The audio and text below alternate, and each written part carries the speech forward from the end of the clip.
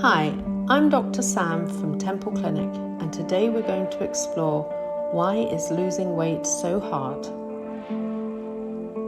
You know when you get started on a diet and initially lose weight quite quickly and easily, but then the progress slows, or worse still, even stops. It can seem like your body is fighting back and it feels so unfair. So why don't we dig deeper and see what is really going on? And let's pull together some tips to help break through this plateau. Maybe you're losing weight without realizing it. You might think you're experiencing a weight loss plateau, but perhaps you're doing better than you think. Losing weight is not just about the scales. Although the numbers can stay the same for days at a time, this doesn't mean you're not losing fat. Body weight can fluctuate by a few pounds over the course of a week, even when you're not on a diet. Your weight depends on the food and drink you are consuming, how often you're going to the toilet, and even whether you are retaining fluid. Let's not forget that hormones can have a major effect on how much water your body retains, especially in women. At the same time, be aware that it is possible to gain muscle at the same time as you're losing fat. This is particularly common if you have also started exercising. This is actually a good thing because what you really want to lose is body fat, not just weight as seen on the scales. My tip here is to use something other than the bathroom scales to gauge your progress.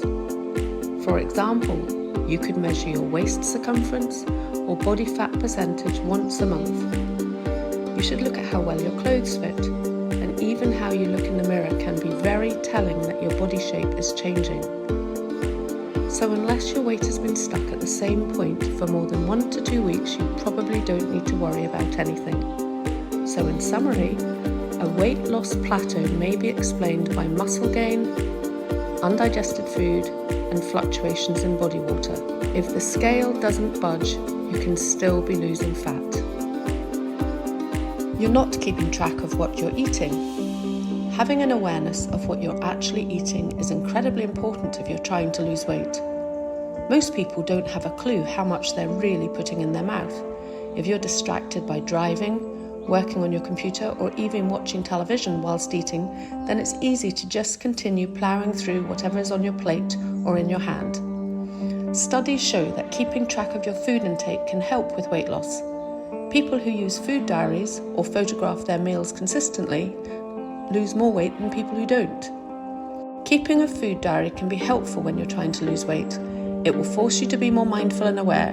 Even if you don't ever share it with anyone else, if you write down every single thing you eat and drink, then you become more accountable to yourself. You're not eating enough protein. Protein is an important nutrient for losing weight, and there are several scientifically proven reasons for this. It's harder work for your body to process and digest protein than any other food category, so you actually burn calories as you eat by boosting your metabolism. Studies have also shown that protein can drastically reduce cravings and desire for snacking. Protein keeps you feeling fuller for longer. If you eat breakfast, be sure to load up on protein. Studies show that people who eat a high-protein breakfast tend to be less hungry and have fewer cravings throughout the day. This means it's easier to stick to your diet. Your body needs a certain amount of protein every day to make substances like hormones and enzymes, to repair damaged tissues, and to build muscle. If you don't have enough protein in your diet, then you can actually break down muscle. This will result in dropping your metabolic rate, meaning you need less calories, and so your weight loss will slow down. So, being aware that a low-protein diet may bring your weight loss efforts to a standstill, you should make sure to eat plenty of protein-rich foods. You're not eating whole foods. Food quality is actually much more important than the quantity of food. This means in reality that the quality of calories matters much more than the quantity of calories. Let me explain that a bit more. Eating whole foods will improve your well-being and help regulate your appetite. These foods tend to be more filling than their highly processed counterparts. This means you won't eat as much. Some of the calories contained in these whole foods, think of fruit, vegetables, legumes, nuts, and seeds, cannot be broken down by our digestive processes and are effectively walled off. This means that these undigested foods pass through our guts and are ultimately pooped out, and the calories they contain don't count. Do keep in mind that many processed foods labelled as health foods aren't really healthy. Be sure to read the ingredients on the package and watch out for food ingredients that don't sound like proper food. Additives such as flavourings, artificial sweeteners, and emulsifiers can make the food taste better, but can also stimulate your appetite and cause cravings, leading you to eat more and thus consume more calories. So, make sure to base your diet on whole foods. Eating too much ultra-processed foods will negatively affect your weight loss success. You're not lifting weights. One of the most important things you can do when losing weight is to do some form of resistance or strength training. This can involve lifting weights, but even exercise using your body weight, doing things such as squats and press-ups are also effective forms of resistance exercise. Strength training like this will help you maintain your muscle mass, and this is often burned along with body fat if you're not exercising. Muscles are metabolically active and burn calories round the clock. Strength training is an effective way to help lose fat. It prevents the loss of muscle mass, often associated with weight loss, and helps maintain long-term fat loss. You're still drinking sugar. Sugary beverages are significantly fattening items in the food supply, and your brain doesn't compensate for the calories in them by making you eat less of other foods. This isn't only true of sugary drinks like Coke and Pepsi. It also applies to healthier beverages like sports drinks, which are often loaded with sugar. Even fruit juices are problematic and should not be consumed in large amounts. A single glass of orange juice contains a similar amount of sugar as several pieces of whole fruit. So, avoiding all sugary beverages is an excellent weight loss strategy. They can often make up a significant portion of a person's calorie intake. You're not sleeping well. Good sleep is one of the most important factors for your physical and mental health, as well as your weight. Studies show that poor sleep is one of the single biggest risk factors for obesity. Adults and children with poor sleep have a 55% and 89% greater risk, respectively, for developing obesity. Poor sleep impacts your appetite hormones. Ghrelin, the hunger hormone, is increased, and leptin, the satiety hormone which tells us we're full, is decreased. This means we are not only driven to eat more calories, but we also need to eat more food in order to register that we're full when we are sleep deprived. Lack of quality sleep is a strong risk factor for obesity. It could also hinder your weight loss progress. You're eating too often. It's a myth that everyone should be eating many small meals each day to boost metabolism and lose weight.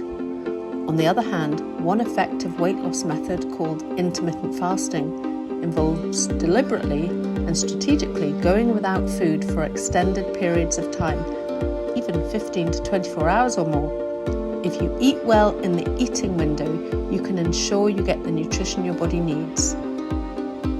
Eating too often may result in excessive calorie intake, but intermittent fasting can be an effective way of keeping your weight loss program on track.